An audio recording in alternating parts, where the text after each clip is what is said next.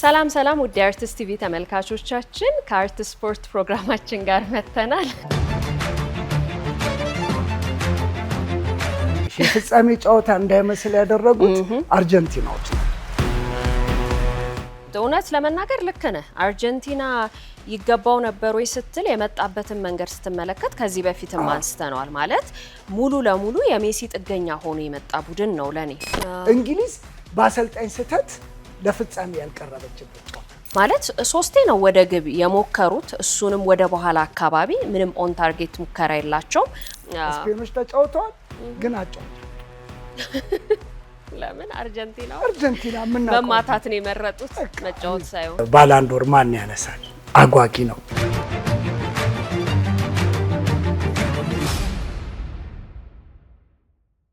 እኔ ላንተ ደስ ብሎኝ እኮ አመሰግናለሁ። ያው ቀደም ብለን እንኳን ደስ አለ። እንኳን አብሮ እኔ ግን እንደዚህ የሚገምት ሰው ገጥሞኝ አያውቅም። አይ በአብዛኛው ግምቴ ባለፈውም ሮናልዶ ለጎል ያገባል ስልሽ ውሸቴን አልነበረም። ማገባ ስፔን ይበላል ስለ የሆነ ግን የሚታየ ነገር አለ። ኳሱ ነው የሚታየኝ፣ ሌላ የሚታየኝ ነገር የለም። እና በዚህ አጋጣሚ አርጀንቲና በፍጻሜው ጨዋታ በዚህ መልኩ ባይቀርብ ኖሮ የበለጠ የፍጻሜው ጨዋታ ያምር ነበር። እንግዲህ ስፔን በዚህ መልኩ ለሁለተኛ ጊዜ የዓለም ዋንጫን ስታነሳ ያው ብዙ ተተኪ ትውልዶች ካሏቸው ሀገራት መካከል አንዷ ስፔን ነች። ፈረንሳይ፣ ስፔን እንደዚህ ተተኪዎች ያሉባት ሀገር ነው። በወጣት የተደራጀ ቡድን ጥሩ ጨዋታ አሳይቶን የዋንጫው አሸናፊ ሆነዋል። ግምቴም ድጋፌም ተሳክተዋል ማለት ነው። እንደውም የስፔን ማሊያ መልበስ ነበረብ ልለብስ ነበር ብቻዬን ይሆናል ብዬ ነው። ባለፈው ተሸናፊ የሚለብሰው ነገር የለውም። እኔ አሁን የስፔንን ለብሼ በመጣ አንቺም ማልበስ ደግሞ አንቺም ማልበስ የምትደግፊው ቡድን መክዳት ነው ይሆነብኛል ብለሽ ነው እንጂ። ለማንኛውም ግን ጨዋታው እንዴት አየው? እኔ ብዙም ያው ኢንተርቴኒንግ ሆኖ አላገኘሁትም እውነት ለመናገር። በተለይ ደግሞ ይሄ ከ2022 ጋር ስታነጻጽረው በጣም ልዩነት አለው አይደል? ያኛው በጣም እዚህም እዛም የነበረ ጨዋታ ነው እስከ መጨረሻው ሰዓት በቃ ልብክ ስቅል ብሎ የምታየው አይነት ጨዋታ ነበረ። ያው ፈረንሳይ ከአርጀንቲና የነበረው። ይሄኛው ግን ያው እንደዛ የምትልለት ጨዋታ አይደለም። ብዙም ማስደሳች አልነበረም እውነቱን ለመናገር። እርግጥ ያው ብዙ ጊዜ የፍጻሜ ጨዋታዎች ጥንቃቄ ይኖራቸዋል ምናምን የሆነ የ2018ቱንም አሁን ክሮሺያ ከፈረንሳይም ብዙ ግቦች የተቆጠሩበት ነው። 4-2 ያለቀ ነው። ያው እዛኛው ላይ ሞር የፈረንሳይ የበላይነት የነበረበት ቢሆንም ግን ያው እንደዚህኛው አልነበረም። ይሄኛው በጣም ቅዝቅዝ ያለን ሲጀመር አርጀንቲናዎች ነበሩ። እሱን እኮ ነው የምልሽ። የፍጻሜ ጨዋታ እንዳይመስል ያደረጉት አርጀንቲናዎች ናቸው። አርጀንቲናዎች ከመጀመሪያው ጨዋታ ፊሽካ ከመነፋቱ ጀምሮ ሲጫወቱ የነበረው አጫወት ብዙ ደስ አይልም ነበር። በዛ ላይ አግሬሲፎች ነበሩ። የዳኛው መታገስ እንዳለ ቢሆንም አግሬሲፎች ነበሩ። ብዙ ያባበለ የፍጻሜው ጨዋታ እንዲያምር ዳኛውም የራሱን አስተዋጽኦ አድርጓል። ያው እርግጥ ቀድመ ምናምን ካርድ የምትመዝበት አይነት ጨዋታ አይደለም። የፍጻሜ ስለሆነ ተጫዋቾችን መታገስ እየተቆጣ ምናምን እያረጋጋ መቀጠል ነው ያለበት። እርግጥ ዳኛው እንግዲህ በተቻላቸው አቅም ያንን ለማድረግ ሞክረዋል ብዬ አስባለሁኝ። ኳስ ለመቀማት የሚገቡበት መንገድ አርጀንቲናዎች በጣም አግሬሲቭ ናቸው። ስፔኖች ኳስ ሲቀሙ አይተሽ ለሁለት ይቀሙሻል። ይሄ እንደዚህ መላጠጥ ምናምን የለም። ቀይ ካርድ ባየበት ፈርናንዴዝ ቀይ ካርድ ያየበት ኳስ ፓስ ነው ያደረገው። ግን እንዴት ላይ ደርሶ ፍርጥ ቢጫ ካርድ ያሰጣል። በሁለት ቢጫ በቀይ ካርድ ወጣ። ከዛ በፊት ቀይ ካርድ አልነበረም ወይ ለምትይ ባለቀ ጨዋታ ላይ ብዙ ባልልም ቀይ ካርድ ማየት የነበረባቸው ልጆች ነበሩ። በዛ ጨዋታቸው አርጀንቲና ለፍጻሜ መድረሱ ባይ ዘ ዌይ እውነት ለመናገር ልክ ነህ። አርጀንቲና ይገባው ነበር ወይ ስትል የመጣበትን መንገድ ስትመለከት ከዚህ በፊትም አንስተናል። ማለት ሙሉ ለሙሉ የሜሲ ጥገኛ ሆኖ የመጣ ቡድን ነው ለኔ። ምክንያቱም አብዛኛውን ያው ፕሌይ ሜከሩም ራሱ ሜሲ ነው፣ ጎሎችንም ሲያስቆጥር የነበረው ራሱ ሜሲ ነው።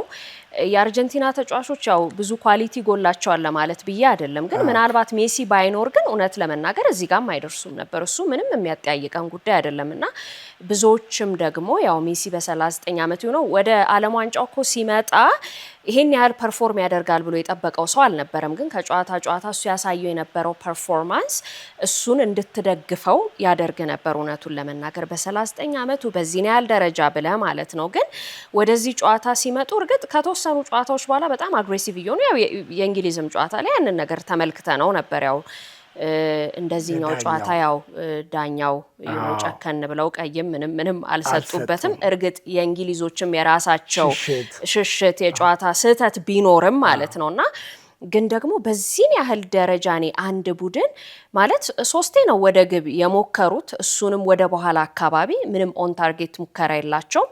ሙሉ ለሙሉ ስፔን በልጣ ነበር። ስፔን እንግዲህ ወደ 20 ጊዜ ወደ ግብ ሞክራለች። 11ዱ ኦን ታርጌት ነው። ወደ 3 ያህል ኤክስጂ ነበራቸው ስፔኖች። እንደውም ከዛ በላይም እኮ ማግባት ይጠበቅባቸው ነበር። ግን ያው ይመስለኛል አርጀንቲና ሲገቡም ጨዋታውን በቃ በመከላከል ይዘውት ቢቻል ፔናልቲ ለማድረስ ገብቷል። እዛ ጋር አውትካሙ ምንም ሊሆን ይችላል አታውቀውም። ሶ ያንን ነበረ የፈለጉት። ግን ደግሞ ለምንድን ነው ይሄን ያህልስ ዳርክ አርት የተጠቀሙት አልገባኝም። ማለት በጣም አግሬሲቭ ሆኑ። ሜዳ ላይ የሚያሳዩት ነገር ማለት በጣም ጸባያቸው የተበላሹ ተጫዋቾችን ነበር የተመለከት ነው። ለምን ስፔኖች ኳስ ይዘው እንደሚጫወቱ ያው ያውቃሉ። ሲመጡም ያው እሱን አስበው መንገድ ለማበላሸት አስበው ነው የመጡት። ለዛ ነው ከ740 በላይ ኳስ ቅብብል ስፔኖች ጋር ነበረ። አርጀንቲናስ 300 ምናምን ኳሶች ናቸው። የዚህን ያህል ልዩነት ሊኖር አይገባም ነበር። ግን አስበውበት የመጡት በቃ ያስደነገጠን ከህዝብ መዝሙር ሲዘመር እየተንቀጠቀጡ ባለፈው አውርተናል። አሁንም ሲዘምሩ አሁንም እንደዛው ነበሩ። ስሜት ይዘው መተው እኛ አንበሶች ነን ወንድ የሆነ ምናምን አይነት ነገር ነበር። ግን እነዛ ኳሱ ላላ አድርገው ነው የሚጫወቱት።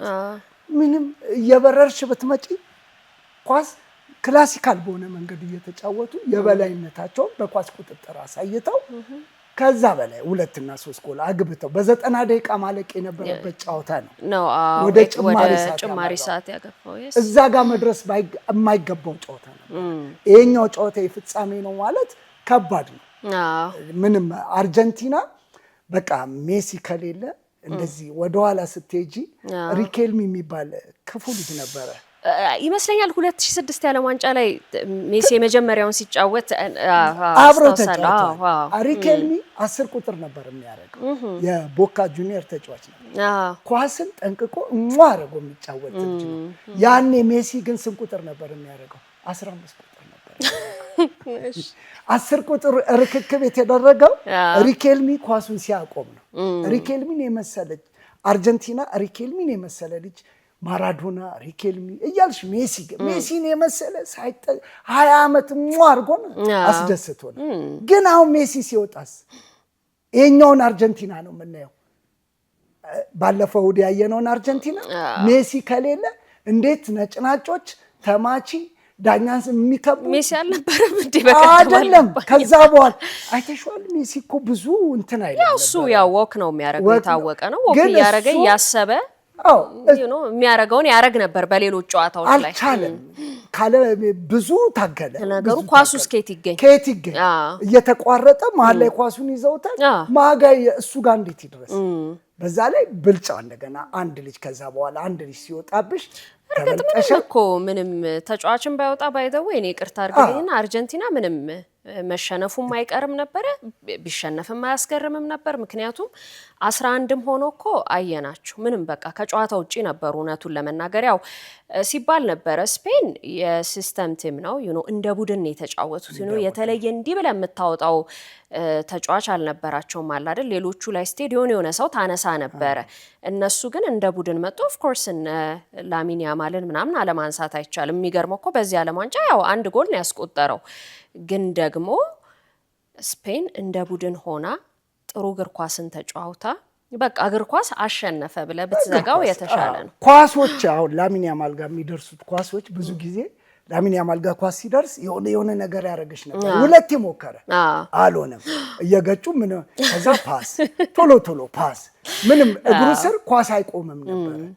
እነ ኩኩሪያንም አይተሻል። አዎ ከጥግ እስከ ጥግ እየሄዱ ምንም አስጨብጭበው ከጨዋታው ውጭ አድርገው የሚገባው የዓለም ዋንጫው የሚገባው ሀገር ወስዶታል። ሲጀመርም እኮ የተገመተችው ስፔን ነበረች። ወደ ውድድሩ ሲገባ ቀጥሎ ፈረንሳይ ናት።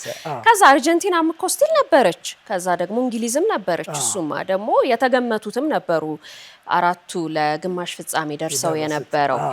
ግን ደግሞ ስፔን ያው ከጨዋታ ጨዋታ እያሳየችን የመጣችው ነገር በጣም አስገራሚ ነበር። በጣም የተረጋጋ እግር ኳስ፣ በተለይ ደግሞ ያው ሚድፊልድ ላይ የነበራቸው የበላይነት። ምክንያቱም ሮድሪን ላስቀምጥ ብትል ፔድሪ ይገባል። ምንም የምታወጣለት ቡድን አይደለም። ተረጋግተው ከጸባይ ጋር እውነቱን ለመናገር ከጸባይ ጋር እንደውም እኮ አንድ ቦታ ላይ ሜሲ ኩኩሪያ ምናምን እንደዚህ አፉን ሸፍኖ ለማስወጣት ማለት ነው። በቃ ይሄ አንዳንድ የሚሆነው ምንድነው አቅምሽ በቃ ሲደክምሽ ያንን የመሰለ ጀግና ሜሲን የመሰለ ጀግና ኳስን እንደ ልቡ የሚያደርግ ሰው አጠገቡ ግን ልክ እንደ ሪኬልሚ አይነት ተጫዋች አጠገቡ ቢኖር ኖሮ ኳሶች አይበላሹም ነበር። እሱ ጋር የሚደርስበት መንገድ ሳይሮጥ የሚያገኝ ነበር። ኳስ ካገኘ ደግሞ እንዴት ምን እንደሚያደርግ አይተናል። ስለዚህ እርግጥ አሁንም እኮ ማለት ሜሲ ምንም ያጣው ነገር አለ ብዬ አላስብም። እውነቱን ለመናገር ያው እንደ ተጫዋች ፍጻሜ ላይ ደርሰው ዋንጫ ቢያገኝ ማንም አይጠላበትም። ግን የሚገባውን ክብር ያገኘ ነው። የሱን ክብር ከፍም ዝቅም አያደርግም። እውነቱን ለመናገር ነው ብዙዎች የቡድን አጋሮቹን ነው የተቹት። እነሱ ናቸው እንደውም ዋጋ ያስከፈሉት የሚለው ነገር ማለት ነውና ያው ቢሆንለት ጥሩ ነበረ። ትልቅ ታሪክ የሚጽፍበት አጋጣሚ ነበር። እንግሊዝን ከአርጀንቲና ጋር ያደረገችውን ጨዋታና እንግሊዝ ከፈረንሳይ ጋር ያደረገችውን ጨዋታ ስታይ እንግሊዝ በአሰልጣኝ ስህተት ለፍጻሜ ያልቀረበችበት ጨዋታ ነው። ትክክል። ፈረንሳይስ ግራ ገብቷት ነው የቀረችው እዛው። ፈረንሳይ ግን እንግሊዝ ፈረንሳይ እኮ ጨዋታውን ቀድሞ ጨርሰው ነው የገቡት ከስፔን ጋር ሲጫወት። እንግሊዝ ግን እየመራች አቅም እያላት አታ ነው ያው አሳየች እኮ በደረጃው ጨዋታ ላይ ሳካ የመጀመሪያ በዓለም ዋንጫ ሃትሪክ እና ቤሊንጋም የራሱን ብቃት ያሳያል። ትልቅ ጨዋታ ተመልካች ቁጭ ብድግ ያለበት የቅዳሜው ልዩ ጨዋታ የፍጻሜ የሚመስለው ከውዱ ይልቅ የቅዳሜ ጨዋታ ነው። እርግጥ ያው ፍጻሜ ላይ እኮ ብዙ ያው ጎል በብዛት ሲቆጠር አናውቅም አይደል? በጣም በጠባብ ውጤት ነው ብዙ ጊዜ ወይ ደግሞ አራትም የገባበት አለ። ከዛ ደግሞ ያው ፈረንሳይ ከአርጀንቲና የነበረው አይነት ምናምን የመኖር አጋጣሚ አለው፣ ግን ብዙም አትመለከትም። እና ያው እምባፔም እንግዲህ ኮከብ ግባግቢ ሆነ ሲጠበቅም ነበር እርግጥ። ምክንያቱም እንዲህ አይነት ይሄ የደረጃ ጨዋታ ላይ ብዙ ጊዜ ከጫና ነፃ ሆነ ነው የምትጫወተው። በነገር ላይ ብዙዎችም እኮ ኮከብ ግባግቢ የሆኑት ለደረጃ በሚጫወቱበት ጊዜ ነው። እነ ዳቮር ሱከርን ማንሳት ትችላለህ። ኢቭን ጀስቲን ፎንቴን ይሄ 13 ጎል ያለው እስካሁን ድረስ ያው ማንም ያው ፈረንሳዊ ነው ማንም ያልደረሰበት እሱ ራሱ ብዙ ጎሎችን እኮ ያገባው ለደረጃ በነበረ ጨዋታ ነው። እና ያው የደረጃ ጨዋታ ኮከብ ግባግቢ ለመሆን በጣም ይጠቅማል መሰለኝ። አይ በሱ ብቻ ሳይሆን ለምን በእንግሊዝ በታሪኳ ሶስተኛ ደረጃን ስታገኝ ይሄ የመጀመሪያ በአራተኛ ሆና ነው የጨረሰችው። ከ1966 በኋላ ዋንጫ የማንሳት ተስፋዋን ዘንድሮ ሰፊ እድል ነበራት ወይ በጣም ነበራት። ግን ያው ምን ታረጋለህ እንግዲህ። ለማንኛውም ያው ኪሊያን ኤምባፔ እንግዲህ የመጀመሪያው ተጫዋች ሆነ አይደለ 2 የወርቅ ጫማ በማግኘት እና ደግሞ የዓለም ዋንጫ የምንጊዜም ኮከብ ግባግቢም ሆኗል እንግዲህ በ22 ግቦች። ከዛ ውጪ እንግዲህ ያው የስፔን ተጫዋቾች ናቸው ኮከብ በኮከብ የሆኑት። ፓው ኩባርሲ አየሽ እድሜው አሁን የ19 ዓመት ልጅ ይመስላል። እንዴት በብስለት እንደሚጫወት ስታየው ፈርናንዴዝም በቀይ ያስወጣበት መንገድስ ምንም እኮ አገባቡ ልክ ነው። ቢጫ ሊያሰጠው ይችላል፣ ግን እሱ በጭንቅላቱ ነው የተጫወተው። ኳሱን እንኳን እንደዚህ አልወጋውም እንደሌላ ተጫዋች። እንደዚህ ነው ፓስ አድርጎ ነው ሄዶ የተከረበተው። በ19 ዓመቱ በጭንቅላቱ የተጫወተ። ላሚን ያማልስ ሲጎነትለው ነበር ቀይ ካርድ ለማሳየት፣ እሱ ግን በጭንቅላቱ መጥቶ ኳሱን ፓስ ወይ በጣም ዲሲፕሊንድ ነበሩ። የተለየ ከእድሜያቸው በላይ የበሰሉ ተጫዋቾች ነበሩ። በየዘመናቸው የተለያየ ዋንጫ ያው ኮከብነት ሲመጣ ሁለቱንም ኮከብነት የወሰዱት ከበረኛ ጀምሮ እነሱ ናቸው አይደል? ኡናይ ሲሞን እዛም ልክ ነው። እሱም ያው አንድ ግብ ነው ያስተናገደው። አንድ ጎል እሱም በጣም ጥራት ያለው በረኛ ነው። ደግሞ እኮ ዴቪድ ራያ አለ ቤንች ላይ ኢማጂን ራያ። አሁን በጣም ያሳቀኝ ነገር አልገባም፣ አልተሰለፈም፣ አንድም አልተጫወተም። ግን ምን አለ ሜዳሊያ ሲሸለም ጓንቱን ቢያወልቅ እንደተሰለፈ ጓንት አድርገሽ ሰላም ትያለሽ። እሱ ቅር አለኝ። የአርሴናል ደጋፊም ቢሆን እሱ ቅር ምን ተሰልፈሽ ቢሆን ችግር የለውም፣ ግን ባልገባሽ ጨዋታ ጓንቱን አውልቀሽ ምናምን ብለሽ ሰላም ብትይ የበለጠ አሪፍ ነበረ። የሚገባውን ክብር ነው ልጆቹም። አሁን ሮድሪ እንግዲህ ከ11 ተጫዋቾች አንዱ ሆነ አይደለ? ያው የዓለም ዋንጫን፣ ባላንዶርን፣ የአውሮፓ ዋንጫን፣ ቻምፒየንስ ሊግን በማሳካት ማለት ነው እንደ ዚነዲን ዚዳን፣ ሊዮኔል ሜሲ ምናምን ከመሳሰሉት ጋር እንግዲህ እንዲደመር አድርጎታል። ስለዚህ የዘንድሮ ባላንዶር እኔ አሁን በፈረንሳይ ብትመጣ በዚያ አቋሟ ብትመጣ ኖሮ ደንበሌ ደግማል ነበር፣ ቻምፒየንስ ሊግም ስላነሳ ፒኤስጂ። አሁን ግን ባላንዶር ማን ያነሳል? አጓጊ ነው። በጣም ሊሆን ይችላል የሚለው ምክንያቱም ብዙዎች ያው ሜሲ ዓለም ዋንጫውን ካሳካ ያው ለሜሲ 9ኛው ባላንዶር ሊሰጠው ይችላል ወይ መሰጠት አለበት። የምንሰጠው በዓለም ዋንጫ ብቃት ላይ ብቻ ተንተርሰን አይደለም፣ ደግሞ መሆንም አለበት ብዬ አላስብም እውነቱን ለመናገር። ምክንያቱም ሌሎቹ ገብቷል አመቱን ሙሉ በክለባቸው ሲጫወቱ ስለነበረ እዛ ላይ እንዴት ፐርፎርም አደረጉ የሚለውም ነገር መታየት ስላለበት እንደውም እምባፔም እኮ የማግኘት እድል ነበረው ምንም እንኳን በማድሪድ ቤት ምንም ዋንጫ ባያሳካም፣ በግሉ ግን በጣም ጥሩ ጊዜ አሳልፏል እውነቱን ለመናገር። ባለም ዋንጫውም በክለብ ብዙ ጎል ያገባ ተጫዋች ነው። ስለዚህ ይገባው ነበር። አሁን አጓጊ የሚሆነው ማን ነው ይህንን ባላንዶር የሚወስደው? ማይክል ኦሊሴም እኮ የራሱን ሪከርድ ሰብሯል። የፔሌን 6 የጎል አሲስት 7 አደረሰ።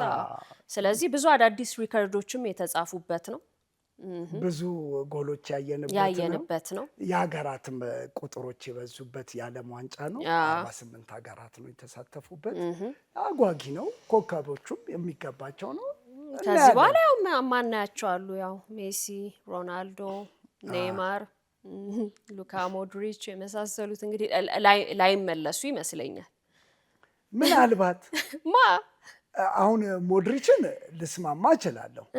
ኔይማርም አይመለስም። በቃ እሱ ተሰናብቷል። ሲጀመር ሲመጣም አልተጠበቀም። እየተለመነ ነው ከፕሬዚዳንቱ ጀምሮ። ባለፈው በቃኝ ብሎ ሪጎሬ ስቶ ያኔ ግን አሁን እኮ ልምጣም ቢል 43 ዓመት ነው የሚሆነው። ስለዚህ ባይሆን በ41 መጥቻለሁ ብሏል እኮ የሮናልዶን እኮ እንግዲህ ጆርጌ ጂሰስ ናቸው አሁን አዲስ አሰልጣኝ የሆኑትና ያው ሙሉ ማለት ምንም እኔ ሮናልዶ ላይ ምንም ያየው ችግር የለም። ይሄ ቡድን ጥሩ ፐርፎርም ላለማድረጉ ምንም የሮናልዶ ችግር አይደለምና ያው እርግጥ በቀጣይ ስኳድ ውስጥ አካትቷል አላካተው ምናምንትን የሚለውን ነገር ባይገልጹም ግን ደግሞ ሮናልዶ አሁንም ቢሆን ጥሩ አቋም ላይ እንዳለ ነው ሲናገሩ የነበረው። አንዳንድ ጊዜ እኮ ደጋፊ ለመሰብሰብ ገብቶሻል። ደጋፊ ለመሰብሰብ ካልሆነ ምን ታዩ እሱ ማያደርገው ሮናልዶንም ምንም አስጨብጭቦናል 20 ዓመት ምንም ሮናልዶንም የምታደንቀው ተጫዋች ነው። እሱ በራሱ ምንም አታውቃለትም እውነቱን ለመናገር። በቃኝ ቢሉ ነው። እንደውም 2002 ነው አይደል ሮናልዶ ትልቁ ነው ኮከብ የተባለው። 2006 ደግሞ ፒርሎ ነው። በቃ የማይሆን እኮ ኳስ ተጫዋች ነው። እንደዚህ አይነት ተጫዋቾችን ማጣት ነው አሁን ጣሊያንን ጉድ ይሰራል። አንድሪያ ፒርሎ አሁን ከዓለም ዋንጫ እንዳትሳተፍ ያደረጓት። የጣሊያን ደግሞ በጣም ተደጋገመ እኮ አስገራሚ ነው። አንድሪያ ፒርሎ ከዛ 2010 ላይ ደግሞ ማን ነው የዓለም ዋንጫውን ይዞት ሄደው? ኢኔስታ ነው። እሱ ነው የዓለም ዋንጫ በየጨዋታው በየዓለም ዋንጫው ኮከብ የነበሩት እስከ 2010 እንደዚህ በጥቂቱ ልጥቀስልሽ ብዬ ነው። እንደዚህ ኮከብ ስትባይ ደግሞ አንድ ላይ ሁሉም ስፔን ጥቅልል አድርጎ ሲወስደው የነበረው ደስታ የነበረው ነገር እንደ ደጋፊ ለእኔ የተለየ ስሜት ነበር። እርግጥ ሁሉንም እነሱ ስለሆኑ እቤት ደግሞ ትንሽ ከጎልደን ቡቱ ሳይጨምር ማለት ነው። ከዛ በጣም ደስ የሚል ምሽት ነበረ። ጨዋታው አሪፍ ባይሆንም ስፔኖች ተጫውተዋል፣ ግን አጫዋች አጡ። ለምን አርጀንቲና ምናውቀው መማታት ነው የመረጡት መጫወት ሳይሆን እንጂ አርጀንቲናን ነግሬሻለሁ።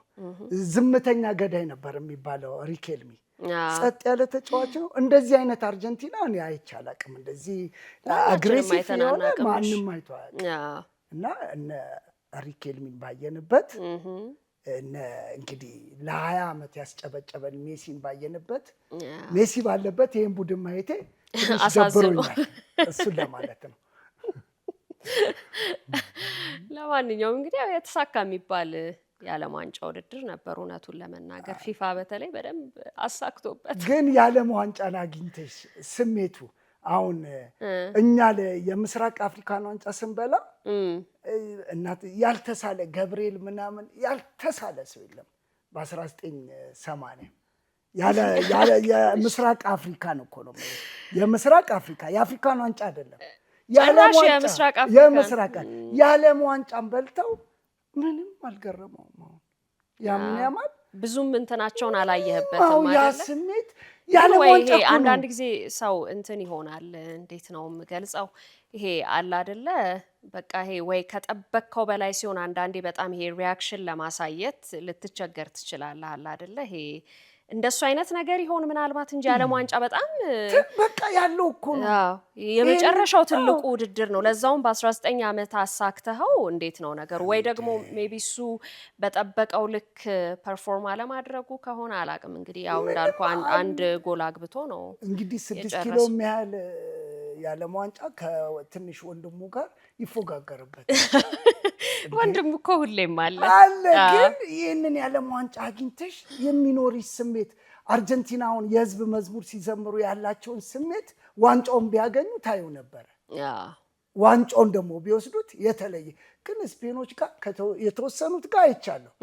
አሁን የ19 ዓመት ልጅ ላሚን ያማል ምንም እኛ እኮ ድሮ ዋንጫ በልተን እንደዚህ በየእንትኑ እንግዲህ ወይ በተደጋጋሚ ምን በተደጋጋሚ ምን አገኘ? ይሄ እኮ የመጀመሪያው የዓለም ዋንጫ ነው። የአውሮፓ ዋንጫን አሳክቶ ነው የመጣው። ይሄ የመጀመሪያው የዓለም ዋንጫ ነው። እርግጥ ምን አለ መሰለ ያው ከሜሲ ጋር እንግዲህ ተቃቅፈው ነበር አይደለና ያው ሜሲን አጽናናሁትና በቃ የዓለማችን ምንም ምርጡ ተጫዋች መሆኑ ምንም ጥያቄ የለውም አለና ሜሲም ደግሞ መከረኝ አለ አይደል በቃ በዚሁ ቀጥል ቀጣዩ ትውልድ እናንተ ናችሁ ብሎ አለኝና ያንን ማለቱ ለኔ ካደረኩት የወርቅ ሜዳሊያ እኩል ነው ብሎ ነበር ያለው። ከሜሲ ያንን ቃል ማግኘቴ መጀመሪያ ዳብሶ እኮ እዚህ ጋር ያደረሰው እሱ ነው አይደል? አጥቦ እንዲህ ብሎ ደግሞ ግራ እግሩን ብቻ ነው እንዲህ ያለለት። ያው ግራ እግሩን ተባርኳል። ምን አሁን እሱን አይተዋል። ለነገሩ እኮ ያው ግጥምጥሞሹ ራሱ የመጣበት እርግጥ አንተም ስትል ነበር አይደል? 19 ግን ብዙዎች እኮ ይሄ ፊፋ ሆን ብሎ የጻፈው ስክሪፕት ነው ሁላ ሲሉ ነበር። ምክንያቱም ከ19 ዓመት በፊት ነው ያ ፎቶ የተወሰደው። ሜሲ በጊዜው 19 ቁጥር ነበር የሚለብሰው። ላሚን ያማል 19 ዓመቱ ነው 19 ቁጥር ነው የሚለብሰው ምናምን ብለው አገጣጥሞት ያው አንዳንዴ ግጥምጥሞሽ ይገርማል። አጋጣሚ ነው እንጂ ስፔን ትደርሳለች አርጀንቲና ትደርሳለች ተብሎ ይሄ ነገር ፊፋ ሊሰራው አይችልም። እድሜ ለእንግሊዝ እንጂ አርጀንቲና አትደርስም። እድሜ ለእንግሊዝ ትላለህ። አንዳንዶች እኮ ግብጽ ላይ አቁመዋት ነበር አርጀንቲና ከእንግሊዝ ጋር በእውነት እርግጣው የግብጽ ይቀርና ከእንግሊዝ ጋር በተደረገው ጨዋታ እንግሊዝ አሸነፋ መውጣት የሚገባትን ያው ሜሲ አሸነፈ ጨዋታው። ሜሲ አሸነፈ ወጣ። ሜሲ ይሄንን አቅሙን ብዬሻለሁ። በዚህ ፍጻሜው ላይ ተሸንፈው ይሄንን አቅሙን ቢያሳይ የዚህ የዓለም ዋንጫ ኮከብ ተጫዋች ሜሲ ነበር መባል ያለበት። ግን ምንም ስላላሳየን አምሳው። ለማንኛውም እንግዲህ ያው ፊፋ ተሳክቶለታል። በነገራችን ላይ እንግዲህ ከ2022 አሁን እስኪደርስ ድረስ ወደ 13 ቢሊዮን ዶላር ነው እንግዲህ የሰራበት። በዚህ ዓለም ዋንጫ ብቻ 10.9 ቢሊዮን ዶላር አግኝተውበታል። ምክንያቱም ያው ይሄ ከብሮድካስቲንግ የሚያገኙት አለ፣ ከዛ ደግሞ ያው ማስታወቂያዎች ይኖራሉ። ሌላው ደግሞ ያው ምንድነው የቡድኖችን መጨመር ከ32-48 መሆን ያው የቲኬት ሽያጩንም ከፍ ያደርገዋል። ያው ብዙ ሰርተውበታል። ደግሞ የተዘጋጀው አሜሪካን ውስጥ ነው በጣም ብዙ ስፖንሰሮች ነበሩ ምናምንና ያ በጣም ከፍ አድርጎታል። ያው ለቢዝነሱም ስለሚመቸው እኮ ይመስለኛል በቀጣይ ደግሞ 64 ሀገራትም እያለ ያለው አንደኛ ያው እርግጥ ይሄንንም ሳናቀው ነው እኮ ያለቀው አይደለ? 104 ጨዋታ ብዙ ይሆናል ብለን ነበረ ሳናቀው ነው ያለቀው። ስለዚህ ቢጨመርም ያ የመሆን እድል ይኖረዋል። ኤኒዌይ እንግዲህ ያው ፊፋ ተሳክቶለታል ለማንኛውም። አዎ እንደ ቢዝነስ በደንብ አሳክቶታል። ስራውን ሰርተውታል። ያው የሚነሳበት ያው የተለያየ ጥያቄ ምንም ነገር ቢነሳ አሳክቶታል። ስለዚህ እግር ኳስ ደግሞ ያለ ማስታወቂያ የትም ሊሄድ አይችልም።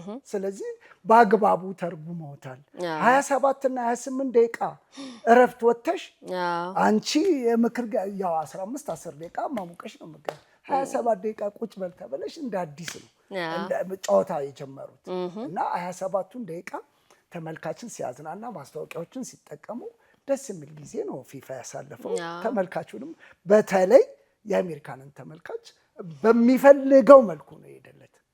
ማድረግ ግዴታ ነበረ። ባይሆንም የአሜሪካን ተመልካች ተስማሚ ራሱ ይሄ የእነሱን የአሜሪካን ፉትቦል እንትን ነው ለማምጣት የሞከሩት። ይሄ ሱፐር ቦል ላይ ያለውን ሃፍ ታይም ሾው አመጡ። ያ እርግጥ ሰውም የጠላው አይመስለኝም። እንግዲህ አላቅም ዲቴይሉን ባላቀውም፣ ግን ደግሞ ያው ዞሮ ዞሮ ተሳክቶላቸዋል። እንቅልፍ እኮ ቀለበትም ሽልማት ነበረ። አዎ ቀለበት ለየት ባለ መልኩ ኖርማሊ በአሜሪካን ስፖርቶች ላይ ያው የተለመደ ነው። ኤንኤፍኤል ላይም አሜሪካን ፉትቦል፣ ባስኬትቦል ላይም ምናምን የተለመደ ነው ይሄ ቀለበቱን ማግኘት። እንግዲህ ቀለበቱ በነገር ላይ ለሽያጭ ቀርቧል። አትገዛ?